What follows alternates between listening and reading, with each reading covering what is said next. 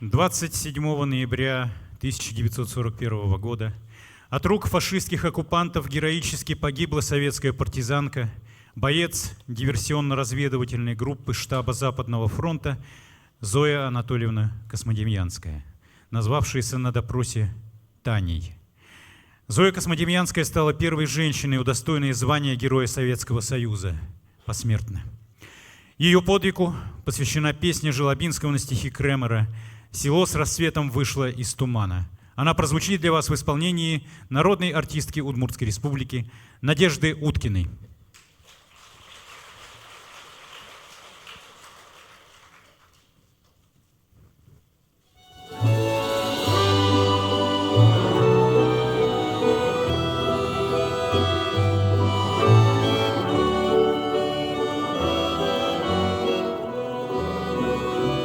Село с рассветом вышло из тумана, стоял суровый утренний мороз, и девушку по имени Татьяна схватили немцы в хату на допрос.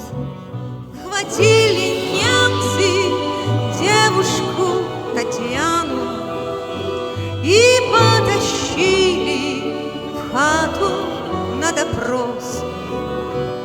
В ее глазах бесстрашие сияло, у ней нашли гранату и наган.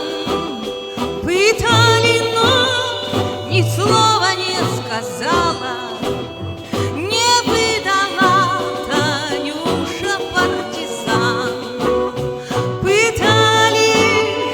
Ни слова не сказала, не выдала Танюша партизан. Село с рассветом вышло из тумана, стоял такой же утренний мороз, и девушку по имени Татьяна крестьяне хоронили у берез. И девушку по имени Татьяна крестьяне хоронили у берез. Они клялись не дать врагу пощады, они клялись смерть